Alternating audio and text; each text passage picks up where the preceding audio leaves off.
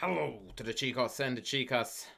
This is Speedrun, back at it at 760. I played a fair number of games which are not recorded because I would like to make it to 1000. I perhaps say it in every single intro. I'm just now doing my best to get there ASAP to 1000, that is.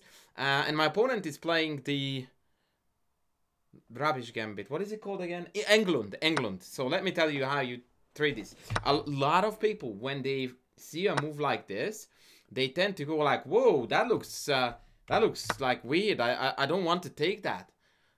For no particular reason other than assuming that their opponent has got something prepared and they want to dodge that, and as a result they play a suboptimal move like e3 or c3. No, friends, that's not how we roll. They offer a central pawn, and very clearly there is nothing wrong with me taking it. I take it. Now, when they play f6, am I going to take that too? I could, and it wouldn't be a mistake. But that would help to develop their knights. Not interested. So instead, I'm going to defend it. I also noticed, by the way, that I'm really glaring. So we will step it up a notch in the style department. And we will put on everyone's favorite jacket. Which I guess you saw that I'm wearing shorts, so no, it's rather questionable how this is all gonna look. But hey, it is what it is. D5. Our opponent is definitely a very gambit-minded person. They really want me to take that. But now I have got an opportunity to take this way en passant. And that is going to leave this pawn on f6 stick out like a sore thumb, meaning that this knight cannot go to f6 anymore. Now, if this move came to my opponent as a shock, and I'm about to get a message about what on earth just went down here, that is gonna be an awkward conversation. No, nothing of that kind. And so now we begin our beloved development. And again, I'm not holding back. I am playing ambitious, central-driven developing moves. The reason why I went for e4 is because, if allowed, I would like to play bishop c4 next to cut out castling. So if they play anything but bishop e6, I'm very likely going to play bishop c4 to ensure that black cannot castle. There we go. Having said that, if this guy is as crafty as I seem to give credit for, then I think he's already cooking queenside castling in his head exactly for that reason. And now it made me second guess myself whether I want to rush with bishop c4, because going after the dark squared bishop on d6 seems to me to be a very delicious concept. And since I always preach to develop knights before bishops, we are going to put our money where our mouth is. Now, obviously, if bishop e6, then I can't really do much about bishop c4 anymore. But I really like this knight b5 idea, trying to eliminate one of the bishops. If bishop b4, then I can play bishop d2, but maybe even pawn c3. Hello?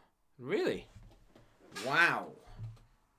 Now that we didn't expect. That we did not expect. Again, the gut reaction of lower rated players here is to take, which again I'm not very fond of because it develops their pieces. I'm not interested in that. I'm interested in developing my own. So my candidate moves are dominantly bishop c4, bishop b5, bishop g5. And you can immediately see that there is a common link amongst those moves, and that is that it brings a new piece into the game. That's what I want to do. Bishop g5, knight f6. Yeah. The reason why I wanted to play bishop b5, which is a bit of a cheeky, I don't know if you want to call it cheap move, is because it would allow me after knight f6 to play e5 and win a piece because the knight is pinned. But since pin is good, developing is good, I feel like I'm justified in playing this particular move. It's all G, friends. It is all G. Very important text message in the meantime about tennis. Right, queen e7. Do you know what it makes me feel? Excited. Do you know why? Because, and again, I would like to contrast this to how perhaps lower rated people would perceive what's going on. There is a strong chance that similarly related people, players, he would be like, oh, ouch, it's pinned and my pawn on e4 is hanging, let's defend. Nope.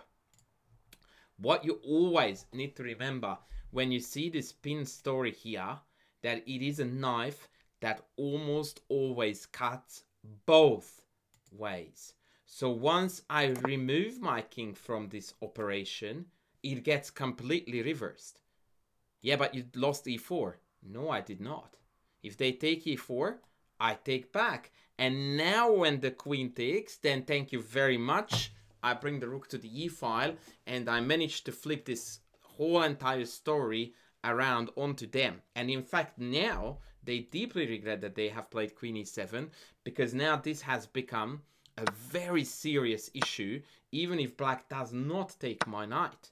Which they did because they assumed that I was a bit of a rookie, but not quite. Now, very important that you understand this.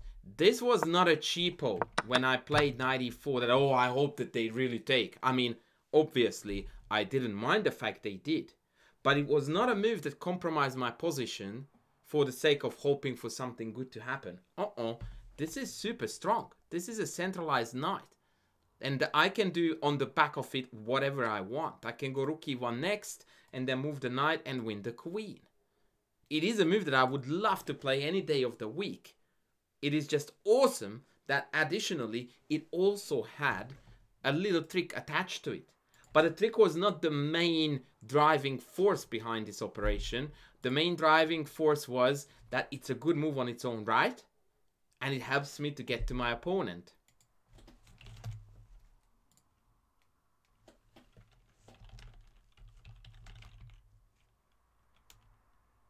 My opponent says, oof.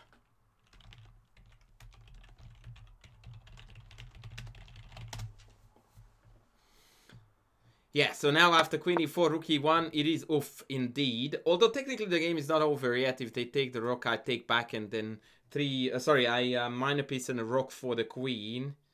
Yeah, it is still playable. Is still playable, and yeah, you should definitely not give up such situations, because it is quite playable still. So here I still need to play energetic, aggressive, to the point type of chess to make sure that I put this away in an aggressive enough fashion.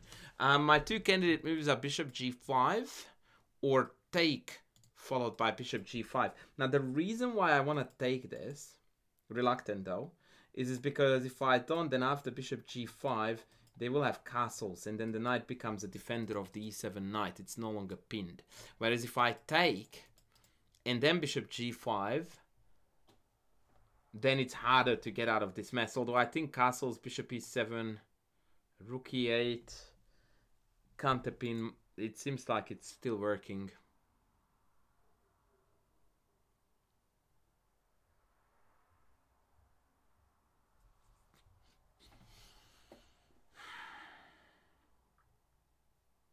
Yeah, I'll just develop.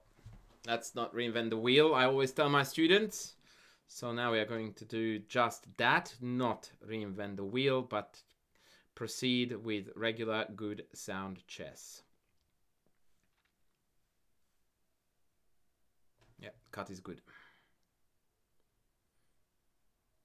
If they castle, I could consider bishop c4 check, king h8, and then maybe a retreating move with the bishop, which would allow me two things. One, to trade the dark squared bishop. Two, to jump into g5 to be a royal pest.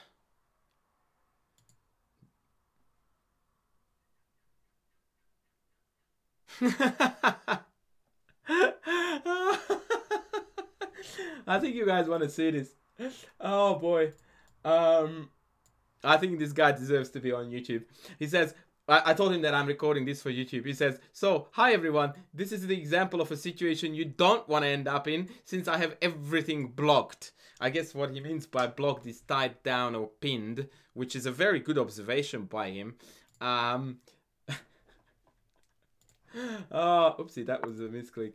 I love your sense of humor, mate.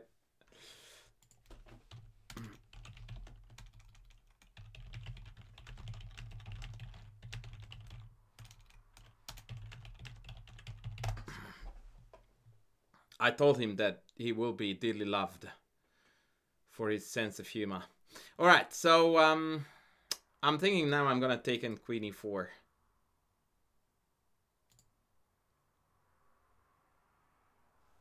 Or take, queen e4. Yes, let's do that. I like it also because it simplifies. And since we are up material, simplifications definitely favor us. I regret the fact that I'm eliminating multiple pins. Well, actually only one of them.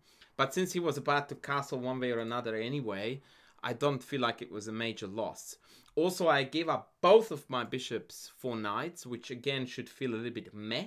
But my queen e4 incoming punch is really punchy. I'm threatening this, and I'm threatening rook e1.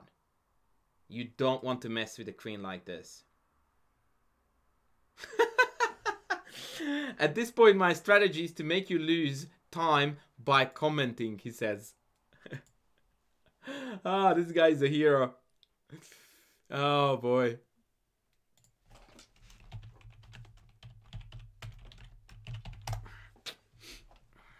I just told him Forza Juve. When I was in my teens, I was a very, very big supporter of Juventus, which is probably one of the most popular Italian football teams ever.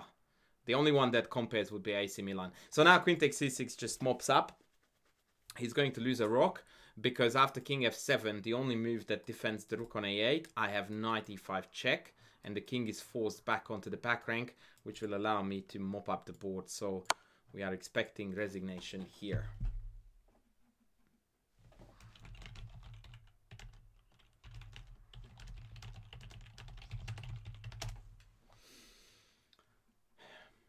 I'd really like when a chess game ends in good spirits. Sometimes people can get a bit nasty when they see that this is a speedrun account and they know that it's someone strong playing. The account doesn't have my name on it, so yeah.